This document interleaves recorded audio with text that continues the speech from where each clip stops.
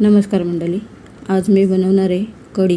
आंबट गोड तिखट अशी ही कढी. त्याच्यासाठी लागणारं हे साहित्य घेतलं आहे मी. तर ही कढी बनवण्यासाठी मी एका पातेल्यामध्ये अर्धा किलो दही घेतलं आहे आणि त्याच्यामध्ये 2 चमचे बेसन घालून ते चांगलं फेटून घ्यायचं. नंतर ह्याच्यामध्ये 1 ग्लास पाणी घालून घेतलं. पाणी घालून हे परत एकदा चांगलं फेटून घ्यायचं. ते फेटल्यानंतर बाजूला ठेवून घेतलं. आता मी खलबत्ता घेतला आहे. त्याच्यामध्ये 4-5 हिरव्या मिरच्या, 1 इंच आल्याचा तुकडा, 4-5 लसणाच्या पाकळ्या आणि कोथिंबीर घालून ह्याचा ठेचा बनवून घेणार आहे. हा ठेचा एकदम बारीक नाही करायचा, थोडा जाडसर असला तरी चालतो. याची टेस्ट खूप छान येते कढीला. नंतर मग हा ठेचा मी आता काढून घेणार आहे. मी पातेलं गरम करायला ठेवलं आहे. त्याच्यामध्ये तेल घालून घेते. तेल गरम झालं की मग फोडणीसाठी अर्धा चमचा मेथी, अर्धा चमचा राई आणि अर्धा चमचा जिरं हे मी फोडणीला घालून घेणार आहे.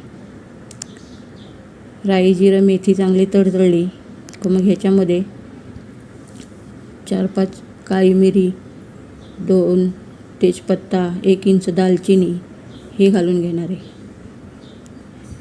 ही फोडणी चांगली तडतडली का मग ह्याच्यामध्ये पाव चमचा हिंग घालून घेतला आणि आता जो ठेचा मी बनवून ठेवला होता तो घालून घेणार आहे आणि हे चांगलं मिक्स करून घ्यायचं. हा ठेचा चांगला भाजून घेतल्यानंतर ह्याच्यामध्ये पाव चमचा, अगदीच कमी, पाव चमच्यापेक्षा कमी घातलात तरी चालेल, हळद घालायची आणि नंतर त्याच्यामध्ये चवीनुसार मीठ घालून घ्यायचं. मीठ घालून झाल्यानंतर ही फोडणी एकदा चांगली हलवून घ्यायची आणि जे दह्याचं बेसन घालून फेटलेलं ताक आहे ते याच्यामध्ये घालून घ्यायचं. आणि हो, कढीपत्ता घालायला मी विसरले होते.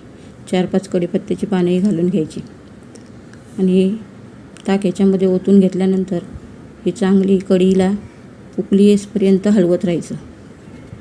हलवायची बंद केली तर मग ती फुटते, पण बेसन घातल्यामुळं हे अजिबात फुटत नाही. आणि ही कढी उकळी येईपर्यंत 5 मिनटं गॅसजवळ उभं राहून फास्ट गॅसवरती हलवत राहायची.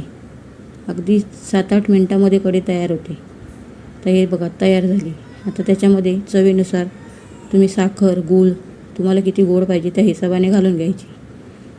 खायला तयार झाली. अशा प्रकारे ही कढी बनवून बघा आणि रेसिपी आवडली तर लाईक, शेअर, सबस्क्राईब करा. धन्यवाद.